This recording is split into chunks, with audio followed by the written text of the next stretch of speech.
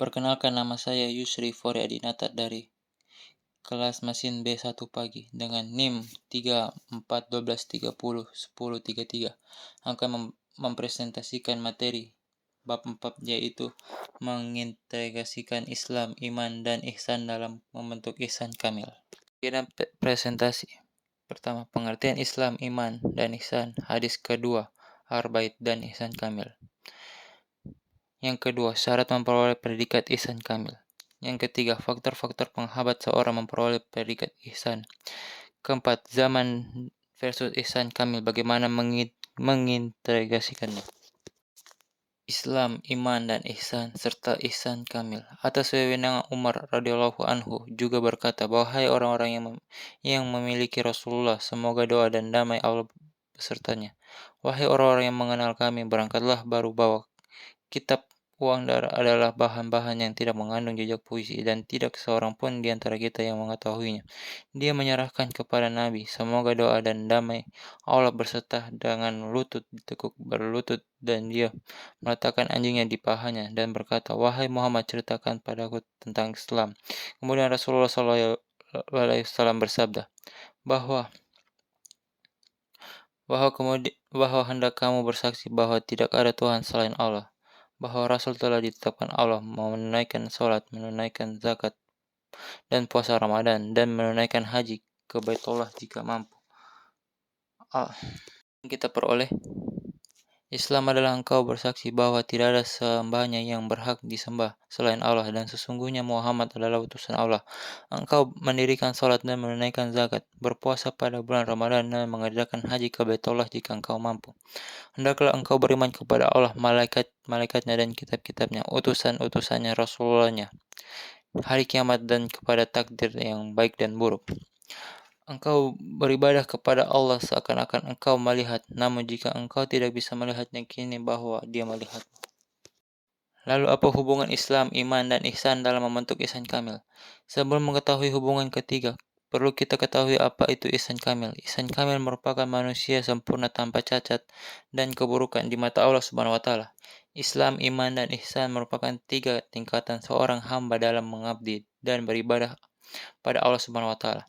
Selagi hamba itu sibuk melakukan amal ibadah zahiriyah hisyak, maka hamba tersebut berada dalam tingkatan muslim.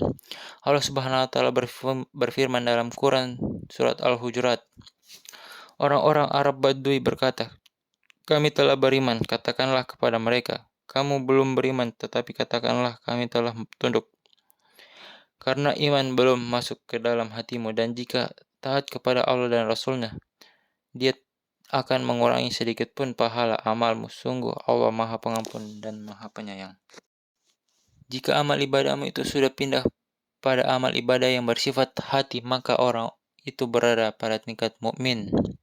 Allah Subhanahu wa taala berfirman dalam Quran surat Al-Baqarah, yang artinya Rasul Muhammad beriman kepada apa yang diturunkan kepadanya, Al-Quran, dan Tuhannya. Demikian pula orang yang beriman.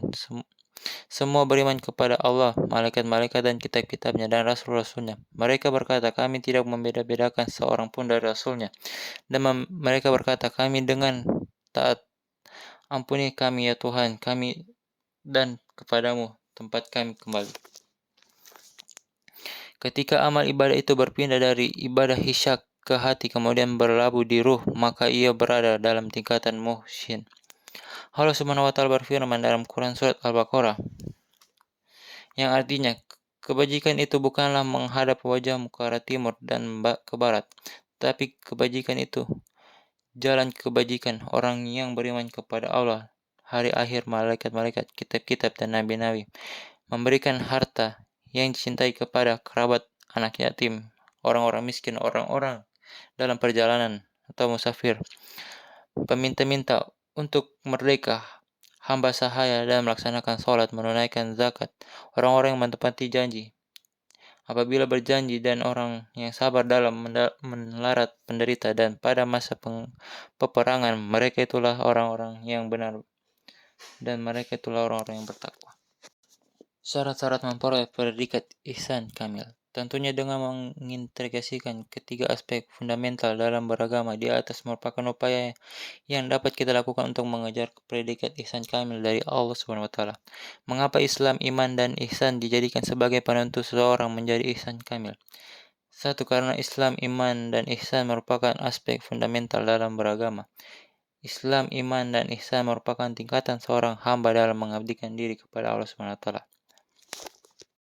Saat ini kaum muslimin Indonesia lebih familiar dengan istilah syariah, akidah, serta akhlak pada dasarnya.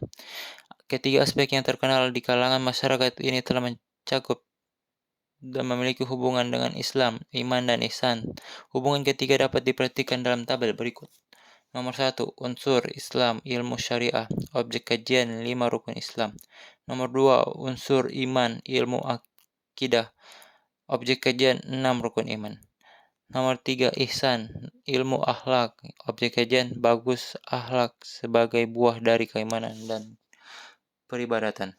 Faktor penyebab keislaman, keimanan, dan keihsanan seorang hamba tergerus.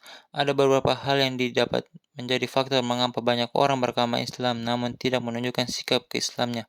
Banyak orang yang mengaku beriman namun tidak mampu mempertanggungjawabkan keimanan yang dilakukan.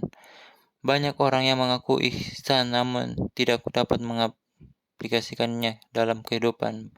Berikut beberapa faktor yang kami dapat di antaranya. Pesatnya perkembangan teknologi dan informasi telah mengubah pola pikir masyarakat dalam beragama. Minimnya ilmu agama, ekonomi yang tidak mendukung, pemikiran buruk banyak didukung tapi pemikiran baik minim dukungan. Keinginan untuk terlihat baik di depan orang lain. Mementingi diri agar keislaman tak tergerus, keimanan tak terjerumus, dan keisanan tak terkena virus. 1. Tetap berpegangan pada pedoman Allah Subhanahu wa taala, yakni Quran dan hadis Rasul sallallahu alaihi wasallam. Menumbuhkan sikap wara. 3. Selalu memegang teguh terhadap prinsip-prinsip kebaikan antara halal dan haram serta syubhat. 4. Bersikap zuhud. 5. Tawakal. 6. Mensyukuri nikmat dan karunia Allah Subhanahu wa taala. 7. Tetap rendah hati dan selalu belajar pada ahlinya. 8. Memperbarui keislaman dengan terus memperbaikinya. 9. Selalu bersemangat dalam meningkatkan kualitas keimanan. 10. Meneguhkan hati untuk melaksanakan kebaikan ihsan tanpa pamrih. Itulah hasil presentasi saya. Sekian dan terima kasih. Assalamualaikum warahmatullahi wabarakatuh.